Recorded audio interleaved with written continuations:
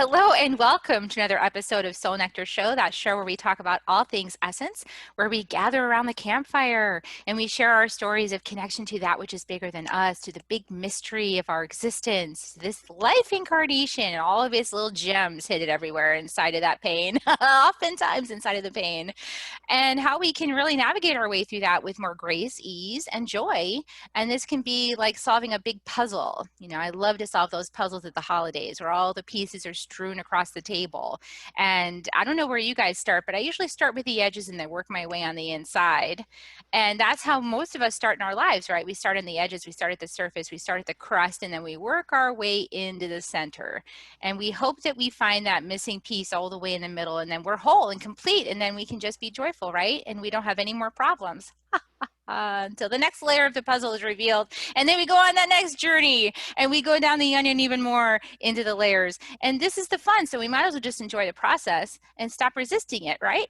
I'm your host, Carrie Hummingbird, and I love this kind of conversations that we have on Soul Nectar Show. I love taking the journey.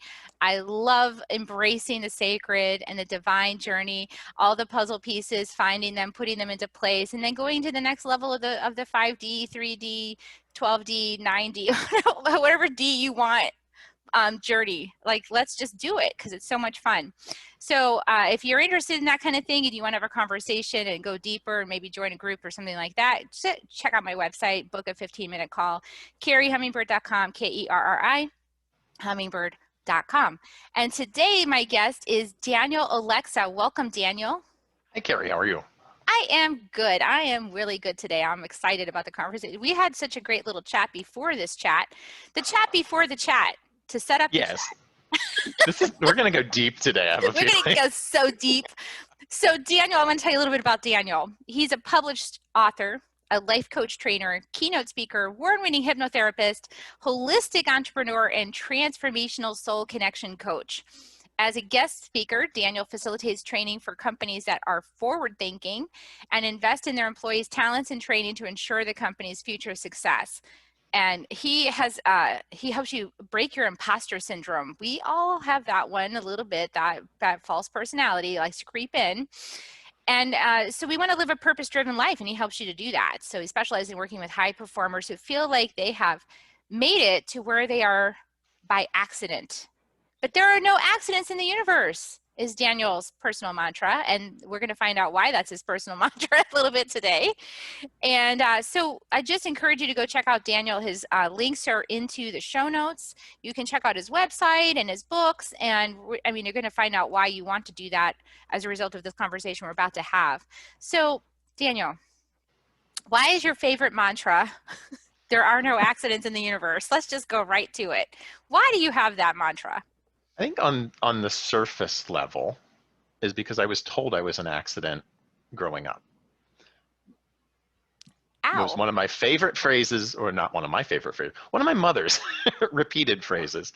In my 20s, I finally learned the background behind that story, and she eventually agreed that that was probably not the word that she should have used. But it was the reality for her. Here was this unexpected child who suddenly came into existence in the mid 1960s. I won't give away anything else there.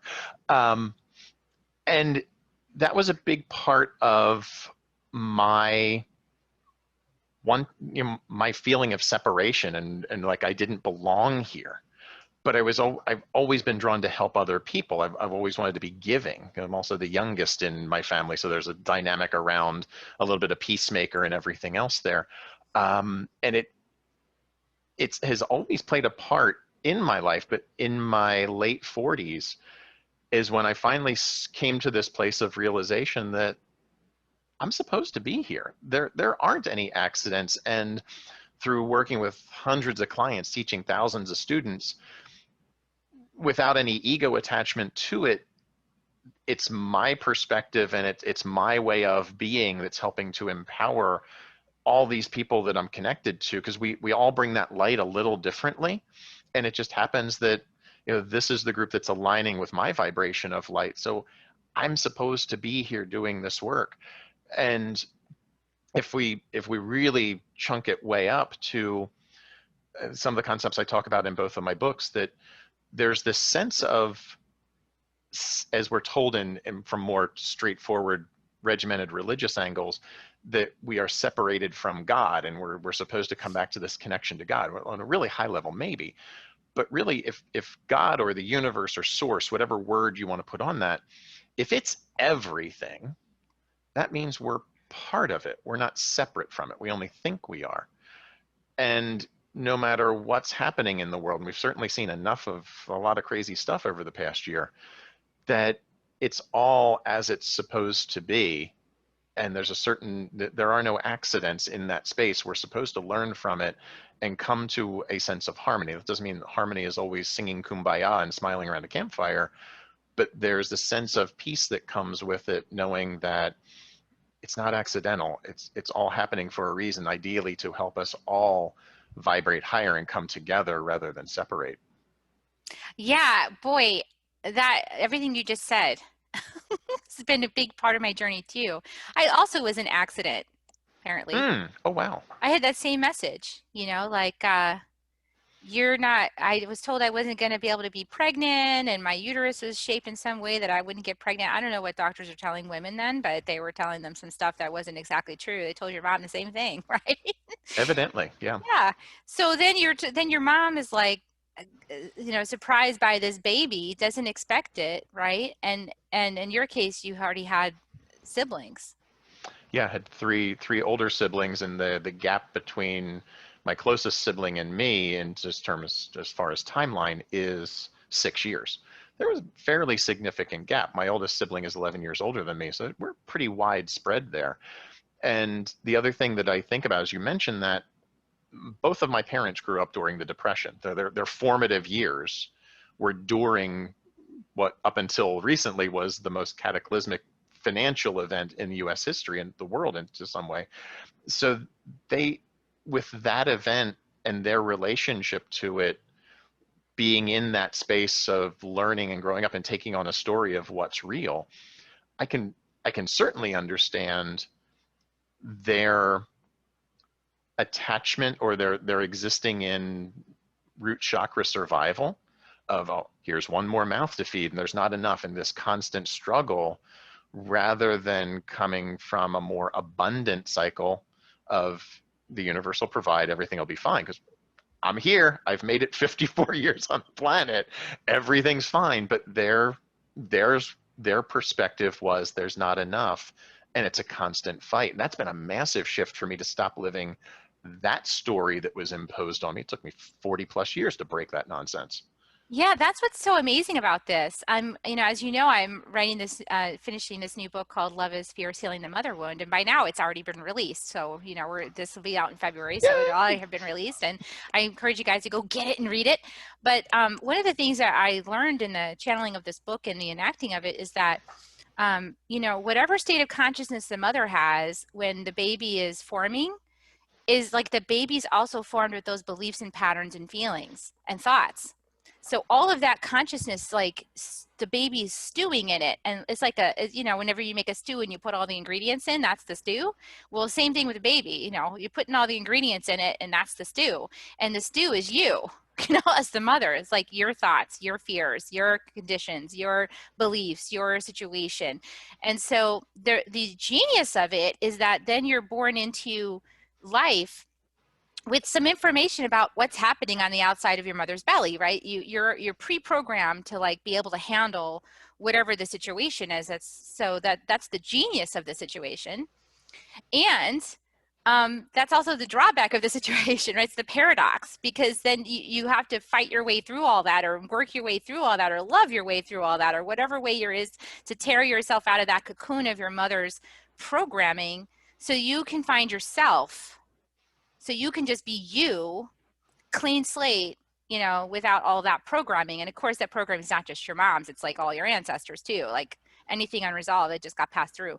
So it's so fascinating to me, how it forms our little brains. So yeah, it's really challenging to reprogram the fundamental building blocks of your little tiny fetus brain. You're Hmm. reprogramming that basically, and it takes a while to get to the center of that lollipop. It does. And it's funny, as you were using the metaphor of the stew, the metaphor that was popping in my head was for some reason, a piece of salmon, marinating, like sitting in a pot, just taking on the flavors of whatever marinade. It could be really anything, that marination. And I've taken on this flavor of whatever the sauce was around me. And now it's time to wash it all off and really soak in, continuing the metaphor, like maybe clear spring water. Not that I would ever marinate salmon in clear spring water, but if I want to remove something that, or let's say certain, Decondition.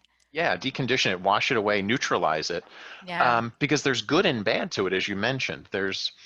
And with where I come to my work in helping people, it's a recognition of what's the benefit to it, because it's kept you safe in a number of ways. It's all coming from the safety position of protection, but it tends to limit because it comes from a limited perspective from another person that we've taken on. And at the same time, if we look at connecting into our soul purpose, SOUL purpose, not singular, but soul, that deep connection. Why are we here? Why are each of us here on the planet? From the perspective that I come from is, and it's out there in the world, that we sign a contract coming into each incarnation. Like, here's what I'm here to achieve. And part of that contract is also the caveats of here's what I'm choosing to put in place, including the choice of parents. So in that way, that this shell that's created by the resistance, the small self that's coming from the incarnated parent, is what we have to grow to overcome, to really unleash. And it's like kind of like the cage around the soul purpose, because it's not about a stepping into, it's an unleashing. It's Yes, it's I it's coming totally from get you. inside. Absolutely, because our soul made a plan, Hmm. right? Like, I want to learn, here's my check. Okay, all the courses I'm signing up on Earth. Check, check. I want to learn about the, right? Oh, this mother right here has those patterns running through the ancestry. That's what she's experiencing right now. Oh yeah, she's my mom. Like, so the soul is choosing everything. These a curriculum I want. Oh, who has it? Who's got those conditions? Oh, this mom right there. Okay, I want her as my mom. Now you're born into it. And then you're like, as soon as you get in, you're like, wait a second, I did not ask for this. Hmm. That's the first reaction you have. I did not ask for this mother, but you did, because everything is by consent. Nobody forces anything on anybody else. It's totally, respectful and honoring of each soul and your sovereignty. So you chose this. So that's the first step you got to realize, is you selected that mom, not only her, but all of her conditions and everything, because you needed that stew somehow to find your true self. Like, you needed that concoction. You wanted to work through that series of puzzles to uncover something new about yourself and like add it to your little soul bank of wisdom. Maybe a little backpack on, a little soul backpack, and you want to put it Hmm. in there. So like, Throw some more cinder blocks in. Some more lead weights. but it takes so long to realize this, Daniel, because it's so painful. Like, it really hurts when you go through some of these things. Like, it's so hurtful, because we're coming from the personality, we're coming from the one inside the little shell, the one that's all trapped in there. And in that context, shit is just painful. I mean, it just, no, it Mhm. hurts. But when you get out, like, I love it, you said the light, or well, you were thinking water, but I was thinking light. Then I Yeah. want to bathe myself in I want to neutralize it, right? Hmm. That's the light, that's source, that's your spirit coming forward. And when you get into that space, you can have so much compassion for this, right? Like, it's Hmm. like so much love and compassion for that situation. Yeah, the loving connection coming back comes as we start to step into releasing that which isn't ours. It's not ours to carry. It's not mine to carry my parents' stuff or anybody else's. Anybody wants to impose their nonsense on me, their limiting beliefs of who I should be or what I should do, and they're shooting all over the place. No, it's not coming in here anymore. When we step into that, really take ownership of who we are, that we can have some grace and forgiveness because we didn't know. And it's not about beating. I talk to so many people, they beat themselves up over, I should have known this so long ago. Why did it take so long? There's nothing wrong with that. Everything happens at its proper time. And you've now come to the moment in time where you're ready. All the challenges, everything, you've cleared it, you've released it. And now's the time. And guess what? There's still going to be more to release downstream. You're at the moment now where it's all coming together in harmony. Embrace that rather than beating yourself up that it didn't happen 5, 10, 15, 20 years ago. It's not an accident and it's not a waste of time. No, it's That's all in that's another harmony. hard thing. My nose is so itchy. So there must be something going on. It's not, it's really, I used to think it was a waste of time. I used to think, oh my God, I spent 20 years doing high tech work and sitting at a computer and doing all this technology crap that was so boring and I really hated it. And why did I do it? And it was such a waste of my time. But it's not, because all those skills that I learned in looking at extremely challenging technical concepts that were like Greek to me, like I'm like, I don't understand this. No one else, like normal people are not going to get this. And then breaking it down so normal people can get it. Mm-hmm. That's what I'm doing now, Mm-hmm. except it's more fun. Exactly. And it's funny as I look back on my journey, my original degree is in graphic art and design. It seems like that's a weird thing for a hypnotherapist and coach to have done. But when you really break it down, I'm a visual thinker. I associate, I'm a combination of visual kinesthetic. What is graphic design? Visual problem solving, putting And elements visual together. communication. Mm-hmm. So it's all that alignment. And then I was working in an advertising agency. So I'm taking my skills to benefit other people to help them have successful businesses and all these other things. So in like my journey has always been in this same space, just doing it with different tools every time. You know, another part that really drew me from your story, because I resonated with it, was that word you said, I didn't feel like I belonged. And I Mm-hmm. was, and that you were the peacekeeper. I feel like those go together actually, because isn't the drive of not belonging causing the wanting to make peace to belong? Like there is like a huge, and isn't that what your dharma is? So talk a little bit about that, because that's pretty Yeah. fascinating. Is it if you're in a space where particularly there's two parties that aren't getting along and there's a lot of discord, particularly as a child in that space of I can't take care of myself. And there's the deep awareness of that, but there's also the I'm like 4 years old. If I walk out, if I put a pack on my back, I probably ain't going to survive very long. I need at least one of these two people to keep me alive, but I got to keep peace between both.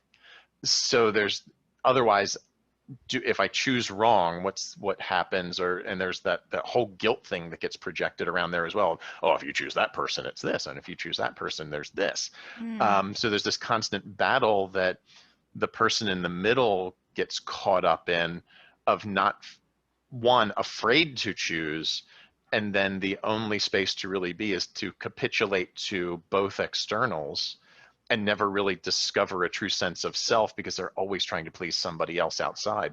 And that leads to I know I don't necessarily belong because I've got to take care of everybody else and make sure they're safe so that I'm safe. So it's a complete external focus to come back to the inside, but it puts me second. It's really interesting to me. I've watched this dynamic with my own sons. I went through a divorce. I don't know if your parents went through a divorce, but I went through a divorce. They should have, they didn't. Oh, yeah. Well, so my in my case, we're so opposite. My father of my children and me were like other galaxies, like probably literally. And, so we don't, our solution was to just do our own thing. But until that was no longer, because at some point as a couple, you have to come together and be unified. Hmm. We just wouldn't. Like, nope, I'm me and you're you, and we don't like oil and water. So what happened was during the divorce is that I noticed that my one son identified more with his dad, and my other son identified more with me. And the one that identified more with me then decided he didn't want anything to do with his dad. So I noticed that he is like really resistant to any authority masculine at all. Like Hmm. he doesn't want any masculine authority at all. And he leans towards his feminine. So like his feminine gifts are really strong. He's very intuitive, he's very psychic, he knows how he feels everything, is empathic. He's very quiet and centered, like he watches a lot. He expresses himself artistically. So all of those are turned on. But then the structural aspects of like the masculine are not activated, like going for what you want and penetrating and claiming it and pulling it in, and all of those masculine, initiation and things like that, those are just like dormant. So I think it's like, right, it's like hard. So because you're not accepting the masculine, it's Mm-hmm. so amazing to me how literal it is, like in your brain. And I have the opposite because I had harder time accepting my feminine qualities because my issues more with my mom. I love my dad. My dad for 45 years was amazing. And so like I really embrace like go for what you want, plan things out, be structured, be organized, all the things that were masculine. I was like, yes, yes, yes. And so all those things function. But then at some point you've got to open to really embrace the divine feminine. Otherwise you run out of steam if you're willpower centered the whole time, right? And if you're resistant or wounded on your mom's side, you can't embrace those things. It's like hard. It's so literal. Tell me, so what are you thinking now that I just shared all that? What's going through you? The description of your son sounds like the description of my childhood. Is I very much was in that intuitive feeling space, creativity, everything, and pushed away what I would call more the image of toxic masculinity, the John Wayne, oh, I'm going to throw the child into the river so he learns to swim kind of mentality. Um, and for a long time, I was in that space of just be creative, just be hidden, don't be seen. That was another one of my mother's stories that she imposed on us without ever telling us the story behind it of like, don't shine, don't be seen. It's dangerous to be noticed. Just do your thing and shuffle along in life. Um, and I had this story that I took on that being quick to anger, particularly stepping into that dominant male energy, was a bad thing because I saw what happened when that energy was promoted to people. It made them feel bad. Well, I don't want people to feel bad. I'm not going to do that. And I completely squashed that sense of self that when I talk to students about this, it's kind of like a continuum of standing up for yourself. There's the number 10 full on blow up. But in the same energetic, there's assertiveness. It doesn't have to go all the way to anger, but just assertiveness down at a 1 or 2 on that scale of no, I disagree and we're not going there, versus the extreme blow up. But what we tend to learn if we have that idea that being angry is bad, well, that means the entire continuum is bad. We've made a judgment on it and I'm not allowed to stand up for myself. So I stuff all these 1s and 2s until they get to like a 9, 10, 12, and it can't hold it anymore. So we blow up at the 10 when the next little 1 comes along, completely out of context with appropriateness for the situation. Oh my God, I just repeated the pattern that I saw growing up. I've got to get better at stuffing it down. When the real answer there is I need to get better at releasing it at the appropriate level all along the way. Because there are times when a level 10 blow up is absolutely appropriate. It's not appropriate at a situation that's a 1 or a 2, but there are times when absolutely you need to embrace and understand somebody punches me in the face, they're getting punched back. And that's been a big shift in my energy. And I don't mean to put that out in a violent way, but if there's an attack, it's getting met with the same level of attack. I'm not just sitting with it and sending love and thank you so much. I'm I going to turn the other cheek now. I No. so understand this, Daniel, because you could just be saying me. I could have just said everything you said. Like I feel that I have a very strong mom. And anger, she's a manifester and I'm a manifester. And one of the things about manifestors is the primary emotion you're dealing with is anger. Mm-hmm. Like if you feel like your flow gets blocked, anger arises. So my mom is very fluid with her anger. And that scared the crap out of me as a kid, And so I would always try to duck and hide and suppress the anger. And then when I became a mom, I didn't want to have anger because I didn't want to be like my mom, right? I don't want to be like my mom, so I'm not going to be angry like her because I was mean. That was my judgment about it, right? So then I would just suppress, suppress, suppress, suppress. And what happened was a lot of suffering. What happened was, like you just said, the blow ups over nothing at like a 1, right? Because I was stuffing. At the 10, I was stuffing it. And then at 1, I would be like, oh, fun. I'm so done with this. And then I would just like leave or slam the door. One time I put my foot through the wall, like stuff like that. I would just like Hulk smash the printer, like stupid crap would happen because Threw a I bed was across the room one time. freaking angry, right? So, and I didn't process it. So yeah, same thing. I had to learn how to like set micro boundaries. Like, that's not okay with me. Don't do that to my kids. So I got really good at those micro boundaries, like this. But then still, I wouldn't meet like my son, right? He's like turning 18, 19, 20 into 21. At that age for men, for the masculine, I noticed that anger is a propellant. Like anger can be the propellant that brings you out of your stuck place and into your growth spot, right? And so as a mom, I thought I was going to be able to meet that and be like, hold space for that. And I couldn't. I was like, no, like I had this instinctive, ancestral, like, I'm scared, like deer in the headlights and don't do that. And I got to leave. And instead of being able to be grounded and present with that. So that was a huge lesson for me.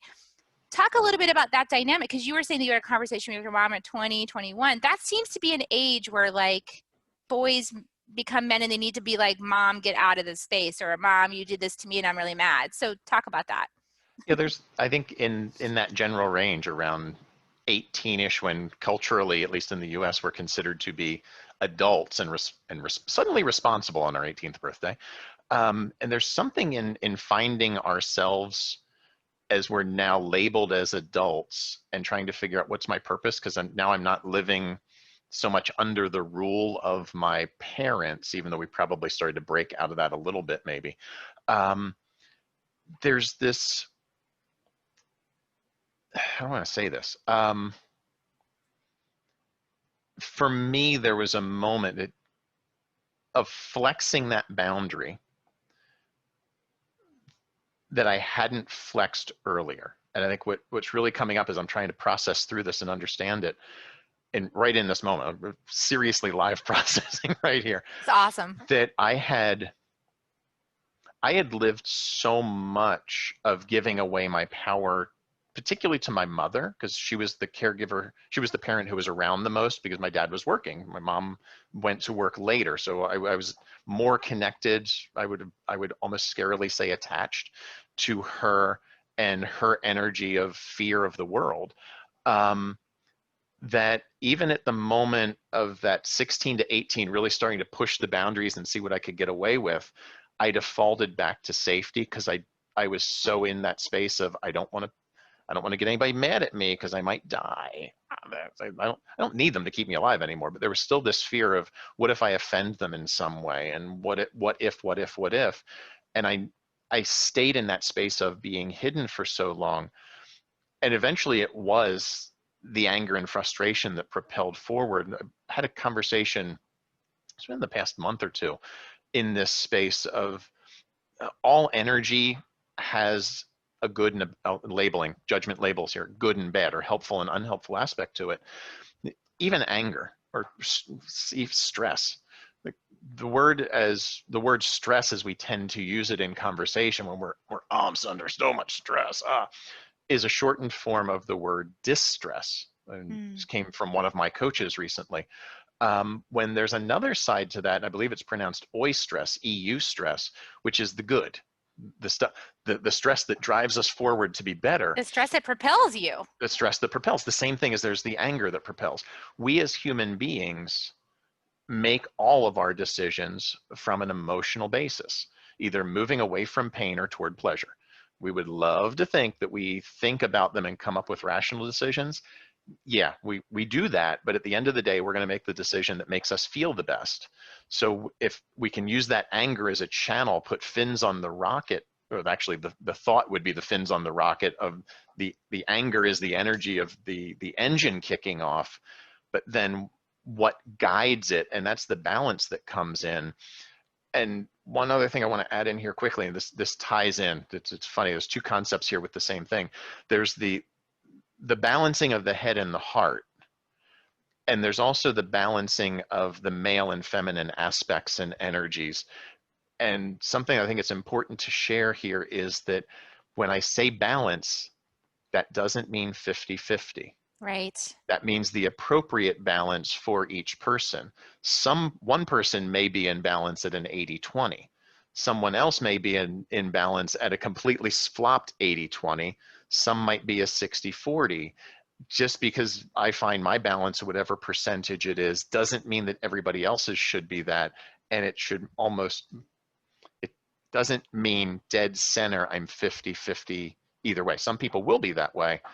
But in this conversation right now, I want to make it clear to everybody listening, balance doesn't mean equal division. It's what's appropriate at any time. And there's going to be flex within And it's that. fluid. Yeah, it's Yeah. totally fluid because it changes as it's conditional. So Mm-hmm. everything, it's contextual, I guess is a better word. It's contextual. So everything that's context is shifting, is changing that balance. If I'm meditating, I might be in more of a feminine energy space and have a lot more feminine energy pronounced. And then if I'm like need to take action and go for a run or play soccer, well, I'm going to be more in my masculine space because I'm going to be penetrating, claiming, and like kicking that ball and whacking somebody. Mm-hmm. So, this is so interesting. You talking about the journey of, the propulsion of the anger propelling you, into your power, basically propelling you into your self-identity outside of who your mom said you were Mm-hmm. and your dad said you were and the dynamics there. And I feel like for me, it feels like a second birth. It's what it's felt to me Mm-hmm. like. It's like the first birth, the baby comes out, and then, but you're rearing the baby and you're teaching the baby as a mother. I'm teaching the baby, I'm rearing the baby, I'm guiding the baby, and everything is my world, and the baby's coming to my world. And it's like this second birth is like just like tearing the cocoon of that mother's world. Like, let me out, like, Mm-hmm. get off me, mom. And that is so painful to receive as a mother. It's so hurtful. But what would be more hurtful is if he didn't do it and he stayed in my web. Like so many men stalled out and like, they live in their mom's basement at like 50. Mm-hmm. No, like get through the mother's web, tear it apart and move on and get out. And because then you can always come back and be in a whole new relationship with your mom from a totally different angle. It'd be really fulfilling, like as equals. Mm-hmm. And I think for me, as you share that, what popped in my head was, and connecting points of this conversation, going back to the contract and the choosing of the parents. The first one, strangely enough, the first one for me to really deal with was the energetic of my dad, and that anger, which was the thing that I chose to shut down first. And when I moved into the space of accepting that there's a balance to it and not seeing it all as one thing, of only one way to be there, that that was the energy that propelled me forward, Mm. of harnessing, yes, there is, I can use this masculine energy, I can use this energy of frustration to get me out of where I don't want to be. I need to decide where I want to go with it, but I can use it to move me out of that space. And the funniest thing, it's weird, little things are popping up through this conversation. I remember when I was in middle school, so this would have been like seventh grade-ish, and I got picked on a lot. I was a skinny kid. I was tall, but I was really skinny. And there was one particular person in our neighborhood who was just the complete bully. He and we did not get along, and he loved to target me.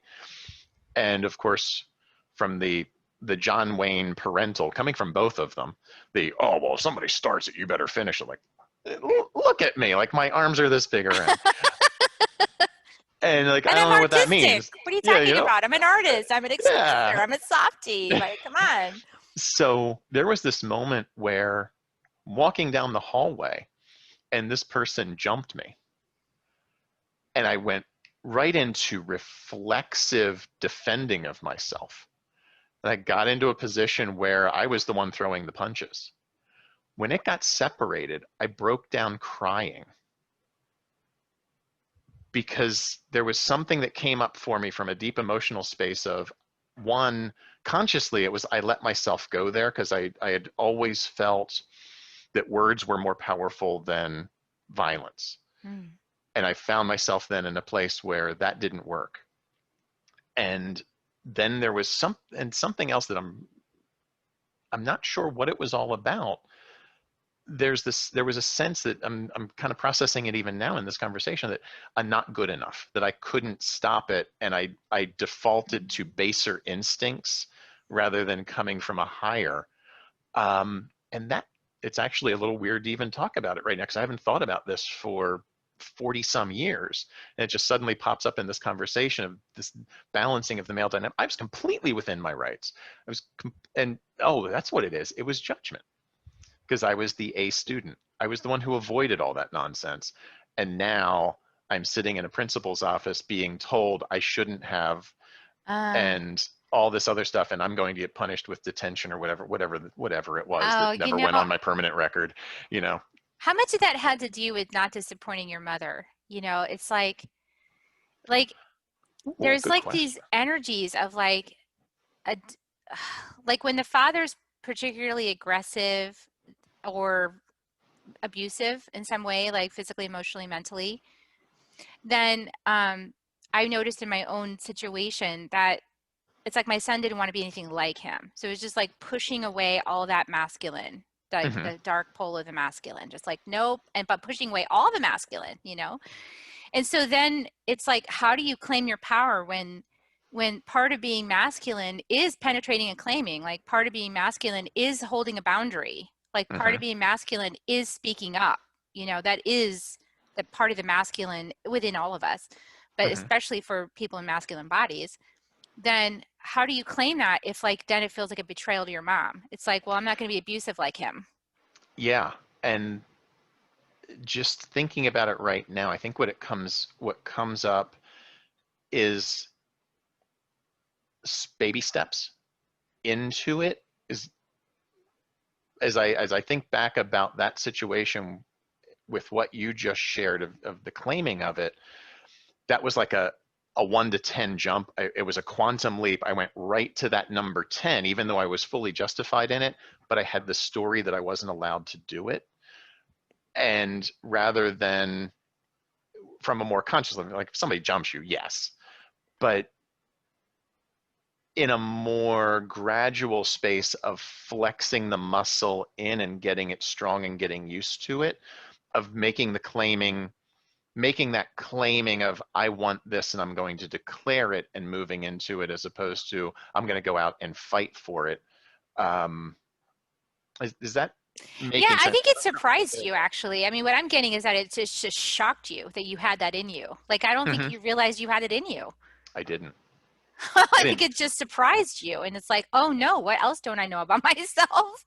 And You know? the funny thing is, the next time somebody jumped me and I also wound up in the same upper hand position, I didn't feel bad about it. Yeah, because now you've already made some peace with, hey, sometimes in life you got to defend yourself, and that's just the Hmm. way it is. Yeah. It was the only 2 times it ever happened, strangely enough. That's so interesting. Because I also learned that with the anger thing, it's like you do, love and light doesn't mean being a doormat. Exactly.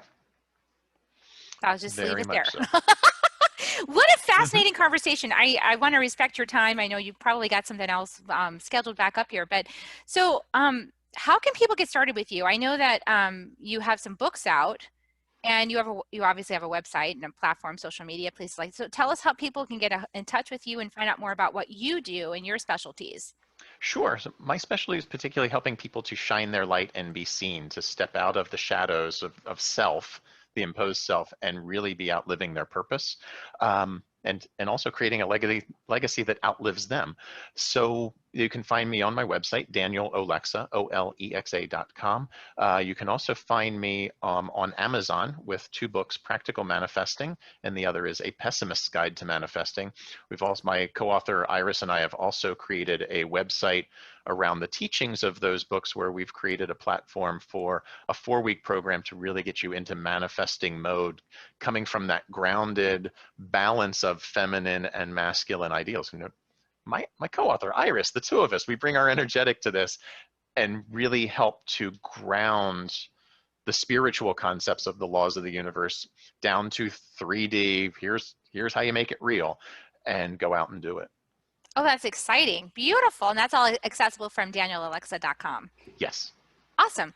Well, I encourage everybody to go check out Daniel, go check out his offerings. And I'm sure this won't be the last conversation that I have with Daniel because this was juicy and it was only the beginning because we're just getting started, aren't we? Exactly. just getting started. Okay, so everybody, so I hope that you go check him out. Remember, I'm going to ask you a favor. If you found value in this conversation, would you share it out for me, please? Share it out with some friends, share it out with family if you're brave enough. And, give it a like and a comment and a review wherever you found it, because that's how we spread these beautiful high vibe messages and insights, is by sharing. So we hope that you'll do that for us. Thank you so much for staying with us till the end of the broadcast. And now here comes your reward. I like to give kisses on the way out. Would you like to give kisses? Here they come. Sure. Here they come, everybody. We love you. We'll see you next time on Soul Nectar Show. Bye for now.